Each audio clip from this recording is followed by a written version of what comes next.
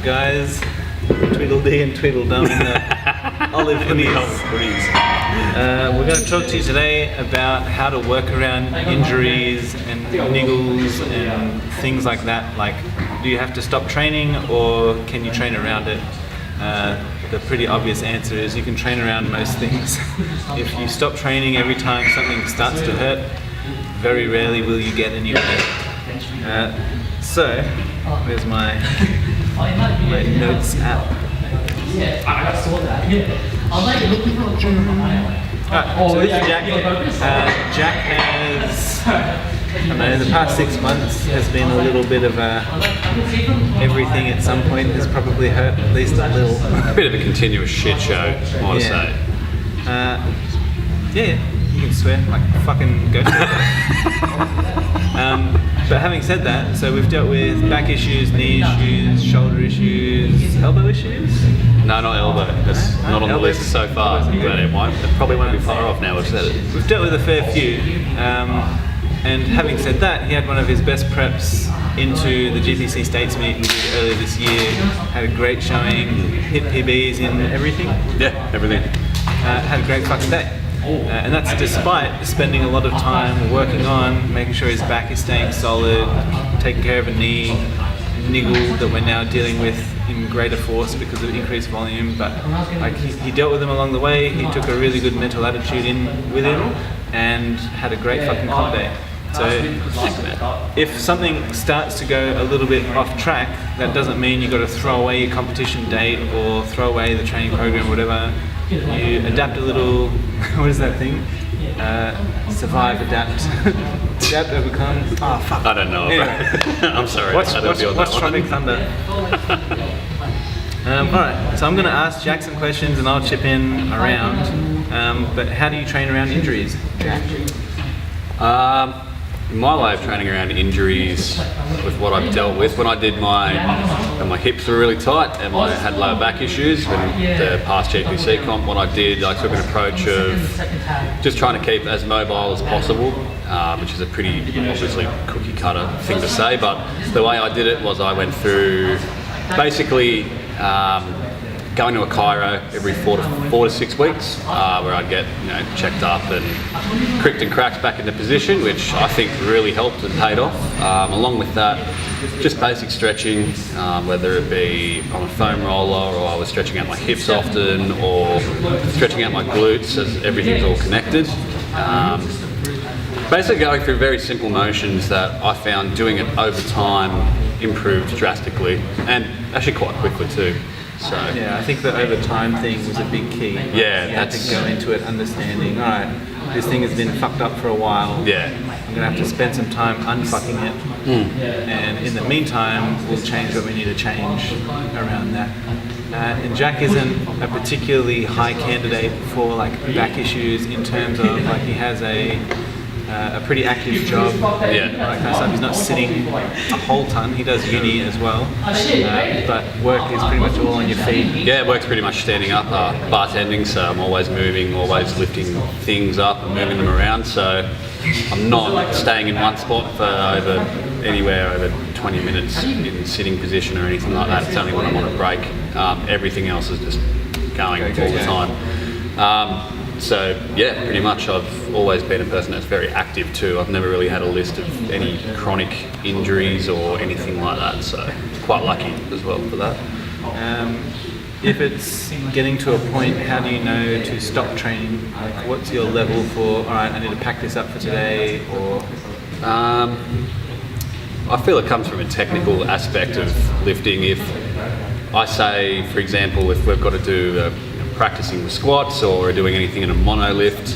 For example, I remember my back seized up one training, was it like, I think it was a microcycle 1 week, it was seized up really badly, and that was for like, alright, I can't even get below, not even near parallel, so that was when I'd just call it. But if it felt bad, I would always try and warm up heavily beforehand. I found when I did that, most days it was gone in an instant.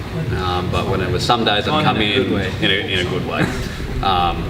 When I'd come in and warm up properly, or when I wouldn't, I'd come in cold and start squatting, that's when I started noticing the issues would arise. So a warm-up is definitely strategic and should be implemented more often, I believe. Yeah, so he didn't come up and like warm up his fucking shoulders a whole bunch for squats. Like he came in knowing what he had to do. It's like, all right, I've done this, this, and this. It's proven effective to help my back ease up so I can train. So I'm going to focus on this, this, and this. Like he didn't come in and start doing, you know, all this rotator cuff stuff. No, I actually don't think I've ever done a rotator cuff exercise, I'll be honest with you. Like it's very dialed into what's going on. So it sounds like the cutoff for, all right, can I train today, is can I do productive work? Like if I can't hit depth, if it hurts too much to actually do the movement, then that's a day where you would maybe focus more on the prehab, get the stuff in that you can. So if you had squat and bench and you can't squat, you're still going to be benching, you can probably still lunge, do all the other stuff around it. You just take out the squats and modify the squats that day. Yeah, absolutely. All right, we'll take a break because he wants me to squat. So this is kind of, I'll field this question, but we'll see who's free.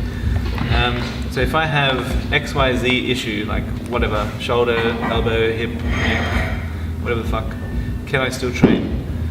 So coming from a physio perspective, one of my goals, if someone comes in and says, my knee hurts, but I still want to run, surf, train, play soccer, ping pong, whatever the fuck, provided you are not aggravating it, I'm all for it. Yeah, like why stop? It's going to keep you strong. It's going to keep you fit. It's got so many benefits. If you can get away with modifying or changing it a little bit and still doing it, do it. I've trained around elbow issues, shoulder issues, not so common, knee issues. Never had a back issue, knock on wood, so that's lucky. Jack, as we have gone through, has had many issues. Zach, any injuries, anything you've trained around? Used to have, in one of my last cycles, that funny thing with my elbow and my bicep. When I was benching, it'd get aggravated during squats, just keeping everything tight. But during bench is when it really flared up. I couldn't really bench heavy. The only thing that's ever stopped me from deadlifting is just like a slight tug from one of the smaller muscles here. Just didn't let me pull anything over 100 comfortably. Has anything stopped you training, like full stop? Have you ever stopped training because of like all training? No, not really. I've only had really tiny niggles. Like I was able to work my way around this. Just did other accessories for my legs to make sure the muscle was still building and whatnot. But with the bicep thing, I think I stopped a little bit of momentum for that. I had to lower the volume for that. I remember. Just let it heal up. Yeah, just let it recover a bit because like I was trying to catch up with like 5 sessions a week during that time. And that wasn't fun. Has a habit of ending up Very many good, weeks very behind good habit on his programming. Yeah, right now I'm in line, so it's okay. But, yeah, during that, I'm pretty sure it only flared up because I was like training 5 times a week and doing double sessions on Sundays as well. 2 weeks in. Yeah, I was doing double sessions as well, so that wasn't fun. Deb, who you saw just then, she's trained post hip labrum repair. Everyone's had shit that they've dealt with and had to train around. It's not an uncommon thing. The solution is not to stop training because then you never move forward. I think it's stop moving. That's where the real issue sets in place, and you never get over it. So to say, it's funny when you hear people say, Ivan, I've heard many of it when I played footy, and it was their dads would say, I did my ankle when I was like 20 and they were now 50 and still haven't got anything fixed about it. And it's like, well, if you're not going to go and address the issue and do anything about it, so to say, or stop moving, then that's when it all starts to fall apart in my eyes. I see plenty of people who have never trained or done exercise like the past 30 years through the physio work or coming in and starting at the gym, and they have aches and pains, they have bad backs, they have bad knees because they don't do anything. I would much rather be dealing with some kind of niggle or some kind of injury from activity because I know that I'm strong enough to like work around it, recover from it well, blah blah blah. I would choose that any day of the week. Yeah, exactly. Rather than not doing anything and fucking my back from sitting all the time. Yeah, I think I'd go clinically insane if I couldn't move. Especially with how often we move and train as hard as we do in here. It's definitely one thing that if, when you stop doing it, you feel like absolute shit. So Yeah. it's definitely something that should be done more often. This is more of a general list of things you can do to try and work around something. As Zach touched on, you can adjust volume. So if you notice that your elbows, for example, start to hurt and you've started a new program that took you from maybe benching twice a week, 4 times a week, it's probably a volume related thing. You might have to do a couple of weeks where you only, you up the volume on those 2 days first, then you go to 3 days, and then after a few weeks you go to 4 days. You might have to transition better. Yeah? You might not be able to just jump straight into 4 times a week benching. I know my elbows are particularly sensitive to bench. That's why in my training I always wear elbow sleeves. But if you know something's an issue, like Jack knows he has to take care of his back in terms of like pretty much training in general at this point. You can kind of feel when it's starting to fuck up on him and he knows he has to put a bit more emphasis on the prehab work before it turns into an actual issue. Yeah. Same for my elbows, same for I've torn something in the past in this shoulder. I know I have to look after it a bit more than my knees because my knees are fine. Modifying the movement, so if you can't squat like past parallel because it hurts or you can't stay stable, whatever it is, then just squat to a box or do something else. Like you can change, there's so many variations of squat, bench, deadlift, press, row, so many variations. Modify the movement, see if there's one that you can do without pain. Maybe sub that in for a couple of weeks while the other shit heals up. Yeah, find stuff that's motivating that you're going to go, okay, well, if I'm improving at this, then it's going to transition into my squat later down the track, which means that I'm still going to be getting stronger, not just well, I can't do this now, so I may as well just be all doom and gloom and hate myself and like it's going to get you nowhere, but just continuing and carrying on.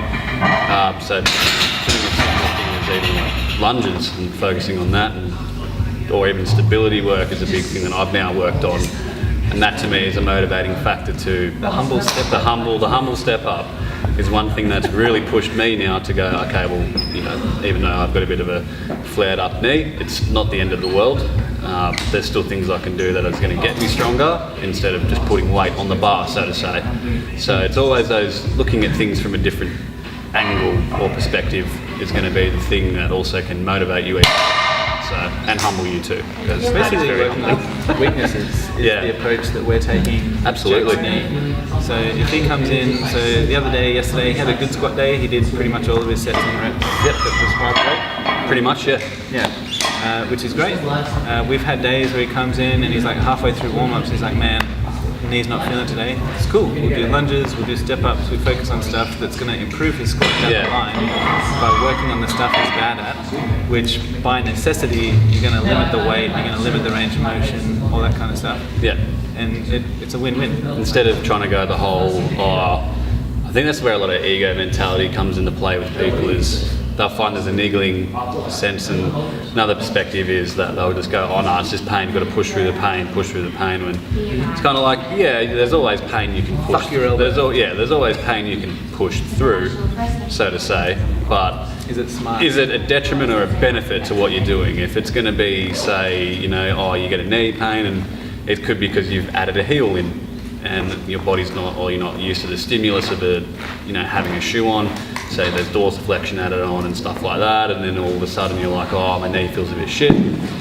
Maybe just take it maybe 10 kilos off the bar and still get the prescribed amount of work in, and if it feels better, fine. If it's not, there's kind of those things that you can ride out. But if it's a pain that's going to keep coming back and kind of get worse, I think it's always a pain I find that's after it more so than what's going on. 100%. Because when for me, I've noticed like if I don't take the time to put anti-inflammatories on or certain things like that or warm up correctly, then it's always going to hit me harder after than say in my session. So it's more so like how comfortable is the pain, number one, and can you decrease the amount of effort that's been put on it, and can you get around it a better way? What's going on, guys? Round 3, First one we ran out of memory. The second one I forgot to turn the fucking mic on. Alright. I'm gonna just make it real short. Fuck you, Shahan.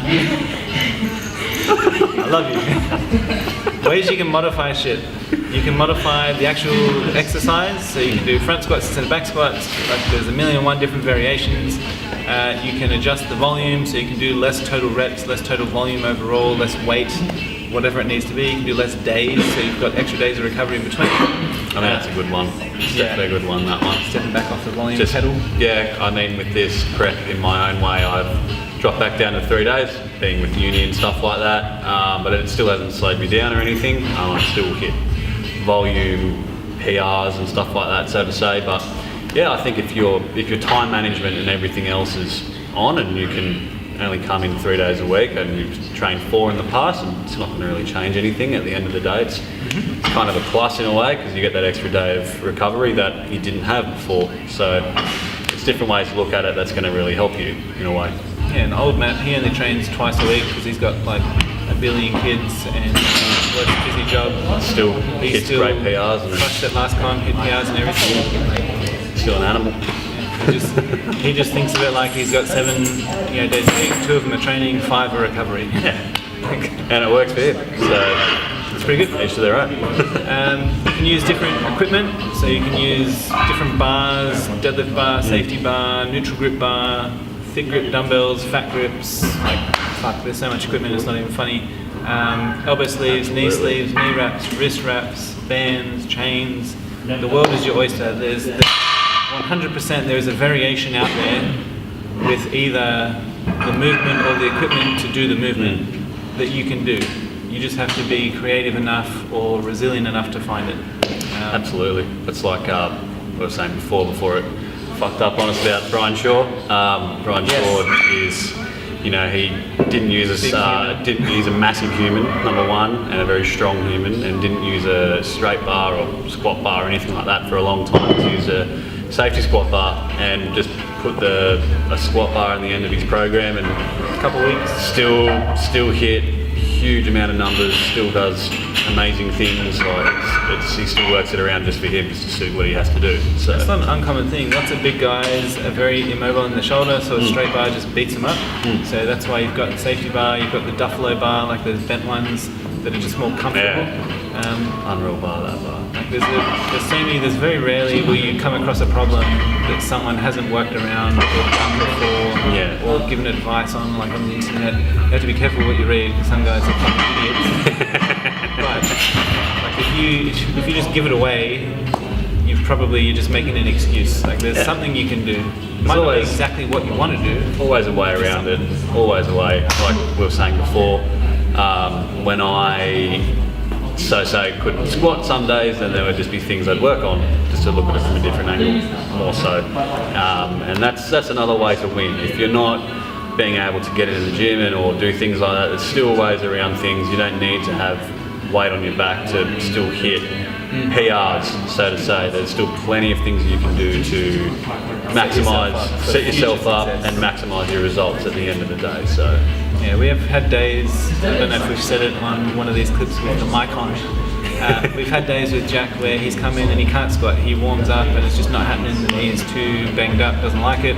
So we'll have him do lunges, step ups, other stuff that works, similar kind of things. Like we're still getting quad work, hammy work, glute work, but it's in a movement that doesn't hurt. So we can hammer that day, and then we'll try again next squat day.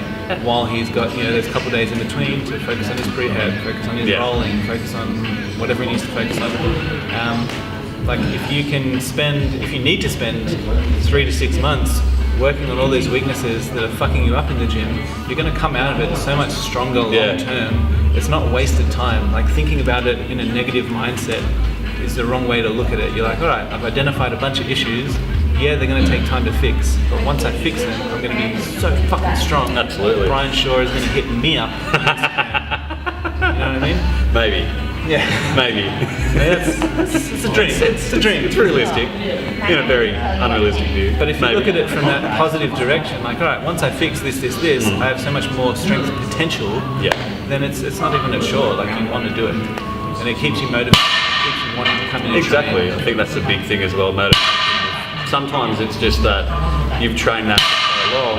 I mean, when we're getting into plateaus, which is kind of what we want to get into, but you know, sometimes you just need pressure. Sometimes you need that, maybe just put a different squat in, do things like that. Because I remember reading an article, I think most people have read it if you're in the strength game, and it's West of West Side with Dan Green. Not to get all controversial, but he struggled with squatting, and we all know how to squat, and he squats like an animal.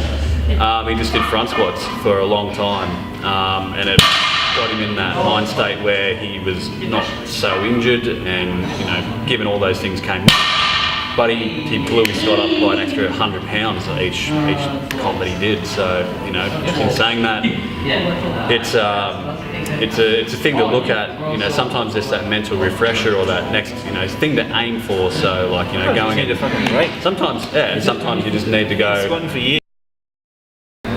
Oh, was this coordinated as well? No, I just came in like this. Well, I don't have the This is olive one, I have the unreal. black one. I even looked at the Up the tan and I was game. like, Nah, and it's then, an olive. Yeah. Yeah. Motherfuckers better know.